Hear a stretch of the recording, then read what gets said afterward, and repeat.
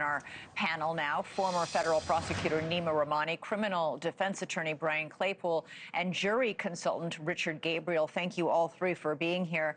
Nima, I know you've been critical of the prosecution in this case, but I thought the closing arguments today were pretty powerful. She painted a devastating and horrific picture of those murders. I agree, Elizabeth, that maybe the prosecution is watching us on News Nation every day because they took a different, more nuanced approach today. They didn't argue that Lindsay Clancy was faking it, was exaggerating in terms of how she was treating with her providers and her suicide attempt.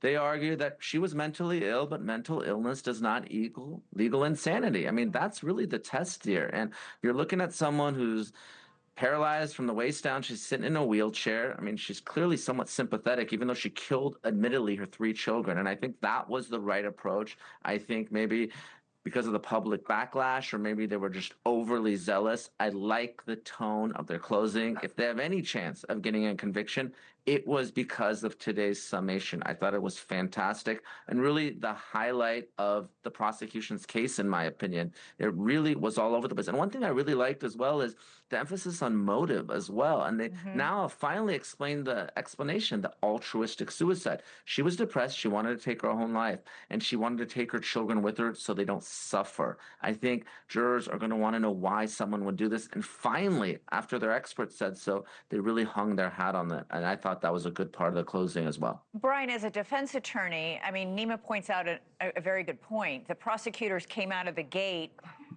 much more hard line against Lindsay Clancy, sort of mocking her claims of mental illness. They are now saying she was severely mentally ill, and she did, in fact. I mean, initially they were saying, well, these were sort of half-hearted suicide attempts. They are no longer saying that. The jury's got to notice that shift. Yeah, hey, Elizabeth, that's true. I mean, look, in closing argument, both sides are bringing what is the best evidence they've got to sell this jury on. Let's think about it. Each juror, Elizabeth, is kind of like their own CEO of their company, right? They're going to go back there. They're the CEO. They're going to make their own individual decision. I think both sides brought what they had to bring. Prosecutor focused primarily on the kids, right? The children, what they endured, parents on the jury. I'm a parent, you're a parent. How can we let this woman off when she, strangled three kids, and here's the pain they went through? So they did a good job with that.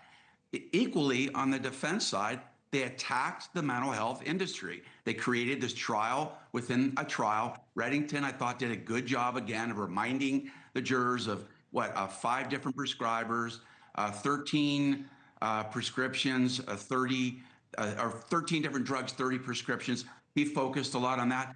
But look, at the end of the day, I said this last week, Elizabeth, I really think once you separate the emotion from both closing arguments, what did the experts say? Who had the better experts in this case? That's what I think the case is going to boil down to.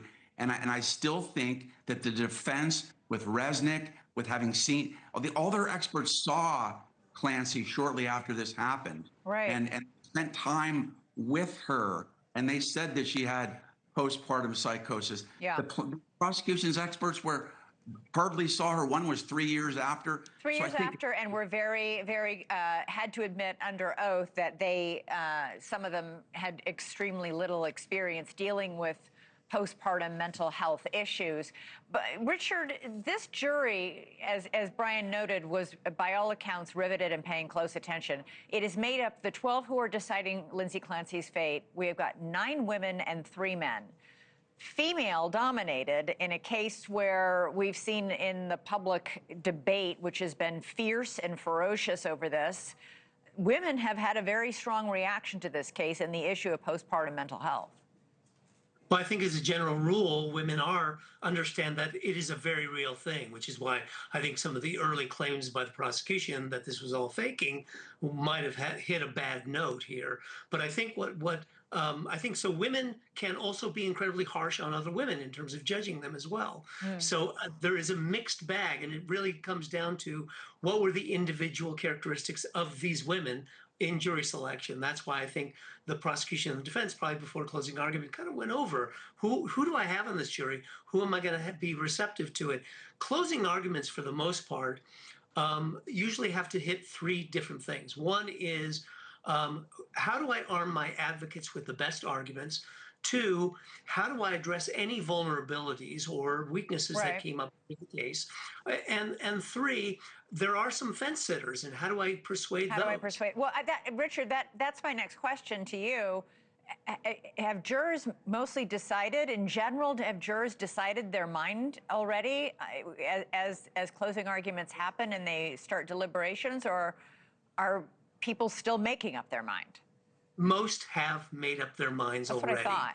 And then, hey, they have sort of strong positions. There are some who are generally right in the middle and just can't figure out which way to go. And Okay. there's also, in terms of strength, you're really only picking 2 to 3 major opinion leader jurors. So the strong opinion leaders probably have a thing. There's also a vast majority of the jurors who may be persuadable and also can be influenced by some of those stronger personalities on the jury. So the dynamic of personalities also becomes critical. Two types of deliberations typically happen also, which could mean a longer deliberation. One is, we call them evidence-based, which is jurors really want to go over Okay. all the evidence that lead up to particular things. And there's also obviously verdict-based things Okay. where they just go yes or no on particular questions. Those are quicker deliberations. Nima, you think that the evidence in this case shows that it really is either first-degree murder that she would be found guilty of, or a verdict of not guilty by reason of insanity. Tell me why you don't think second-degree murder or manslaughter add up for at least the evidence and testimony in this case. I do, Elizabeth. I'll talk about the facts, but that doesn't mean there's not horse trading in that jury deliberation room to get a verdict. Sometimes they just split the baby. It's a terrible pun in this particular case just to get out of there. But look, first degree murder in Massachusetts is premeditated, and there's cruelty or atrocity. I think we got both And here, that was the right? prosecution's case. Yeah, there's no question. I mean, this was premeditated, and what is more cruel than strangling your three Nothing. children with an exercise band? It's horrific, right? And obviously, we've talked about insanity and criminal responsibility at length. Second degree murder, you don't have the premeditation, you don't necessarily have the cruelty, atrocity. Maybe gives Lindsay Clancy the possibility of parole. For me, manslaughter, we've talked about it. Recklessness doesn't make sense. Now, I understand why the judge gave the instruction. The defense asked for it, and Brian will tell you the last thing you want is an issue on appeal. So that's sort of a throw in for the judge to prevent the inevitable appellate issue by not giving that lesser included. Manslaughter. But Elizabeth, Yeah, go ahead. yeah, if we end up with manslaughter and a 20-year sentence, that's a compromise split verdict. There's no real legal basis for it, in my opinion. Brian, the judge also in his instructions told the jury that they should not allow themselves to be influenced by the autopsy photos of the 3 children. I was very struck by that because it feels like that's telling someone to unring a bell. Can you really unsee something as horrible as that? I don't think those jurors will ever forget seeing those photos. Yeah, Elizabeth, great point. Before I answer that, look, I don't think you're going to get a conviction on first degree murder. I think it's going to be hung on first degree murder. And I think you might get a guilty verdict, believe it or not, on manslaughter. That would be a compromise. That's my prediction. Okay. But getting back to your point, you and I talked about this before. I still think there is potential reversible error here. The issue of how these children died is highly emotional. It's highly prejudicial. Right, and the defense, just so our audience remembers, wanted to stipulate. She admits killing her children. We don't need to talk anymore about how they died. The prosecution refused to allow the defense to stipulate to that, so that the prosecution could show the autopsy photos, could get the medical examiner up on the stand and give that brutal, awful testimony about how the children died and what their injuries were and how long it took. It was awful. But that's the point that you're talking about. The defense wanted to stipulate, we admit she killed them, and the prosecution refused to take the stipulation. Yeah, but under Rule 403, it's up to the judge. Even if the prosecutor says, I'm not going to agree to that, they didn't agree because they wanted the jury to hear about it and close the argument. So the judge should have said, I've been in cases like this where I could, Elizabeth, I could barely get in one photograph of a dead child. I handle these cases. It's impossible to get it in. In this case, you have a prosecutor telling the juror what these kids endured when they were dying. And I really do believe this, that if there's a conviction here on first-degree murder, this could be potential grounds for a reversal on appeal. All right, Nima Rahmani, Brian Claypool, Richard Gabriel, thank you all for your expertise as we await to see this jury. The judge even said to them, I do not envy the job you have in front of you. They have so much to go through. It is such an excruciating, horrific case. We shall see. We are now on jury watch. Thank you, gentlemen. I appreciate it.